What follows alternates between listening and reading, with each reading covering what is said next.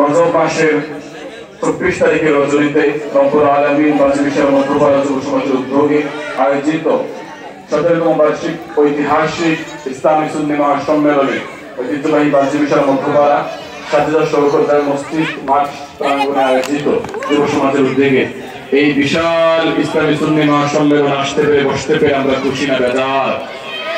খুশি যদি বেশি হয়ে থাকি তাহলে আওয়াজকে আরো উঁচু করে বলি আলহামদুলিল্লাহ। রাসূলুল্লাহ সাল্লাল্লাহু আলাইহি ওয়াসাল্লাম জামিউত তিরমিজি 3380 নম্বর হাদিসের বর্ণনায় বলেন, আবু হুরায়রা রাদিয়াল্লাহু তাআলা আনহু থেকে বর্ণিত, বলেন লাম ইয়াজকুরুল্লাহ ফি ওয়া লাম ইউসাল্লি আলা নাবিয়্যিহি, কোন মসজিদে যদি আল্লাহর জিকির না করা হয়, নবীজির উপর দরুদ না পড়া হয়, সেই মসজিদ ইনশা আল্লাহ ওয়া ইনশা গফার, আল্লাহ চাইলে ওই মসজিদ ক্ষমা করতে পারেন, গজবও দিতে পারেন।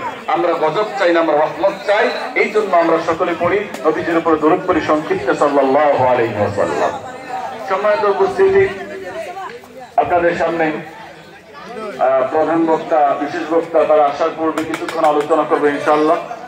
আল্লাহ তাআলার জন্য আমার এই জবান দ্বারা এমন কোন কথা বের করে যে কথার মাধ্যমে আপনাদের কোনো না কোনো কল্যাণ হবে, এমন দোয়া, এমন কোরআন হাদিসের কথা বের করেন যেগুলোর মাধ্যমে কবরের বাসীদের আযাব কিছুটা হলে আল্লাহ রাব্বুল আলামিন কমিয়ে দিবেন, কিছুটা হ্রাস পাবে। আমরা যেন এমন ভাবে আলোচনা করতে পারি, এমন কোন কথা আমাদের জবান দ্বারা, এমন জিকির যেন আল্লাহ তাআলা আমাদের জবান দিয়ে বের করতে পারি। আমিন।